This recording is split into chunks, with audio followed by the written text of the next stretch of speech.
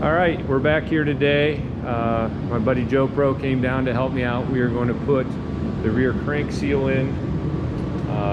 We're going to put the flywheel back on, which I did have resurfaced, and then the pressure plate and new clutch, try to get that done. Possibly we're going to do the torque seal. We'll put the new throwout bearing in. So we're going to try to see how far we can get on this today, maybe get this tractor all the way back together. First thing we're going to do is the rear crank seal. We can take out the screws around there and work on getting that seal in.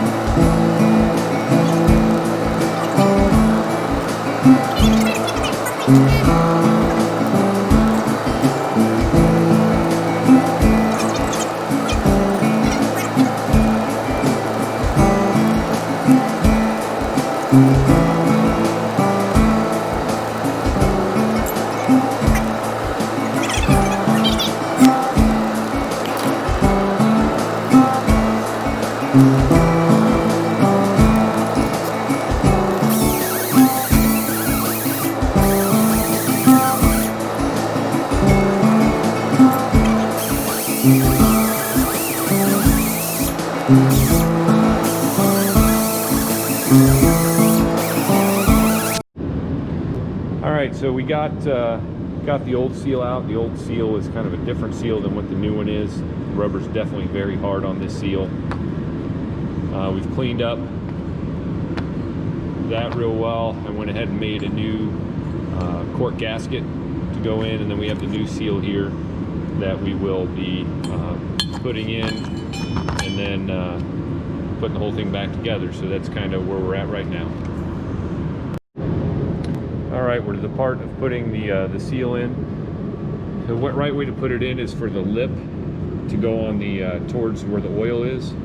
So we're going to get the seal in there and be able to move forward. Go ahead. We're going to need a punch or something. Hell, it ain't going to take very much. Did put a little bit of Permatex around on there just to help seal around the edge.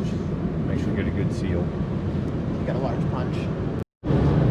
All right, so after we pressed that seal in, we used a punch to kind of just make sure it was seated very well. We put a little bit of oil around the edge here. We put our gasket on, and then we form a gasket around just so we make sure we have a good seal on my copper gasket that I made. And then we're gonna slowly push it on.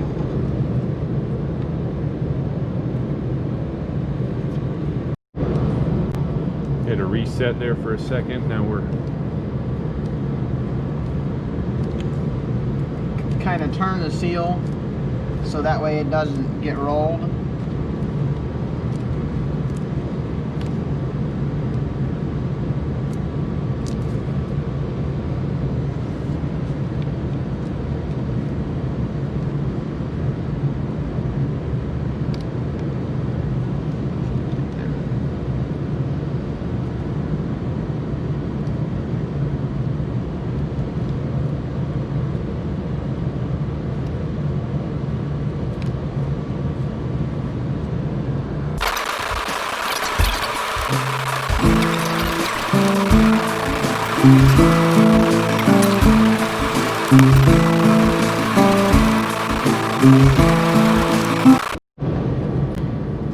Alright, so we've got it back in. We're just torquing down the screws, and that will be the end of putting the rear crank seal in.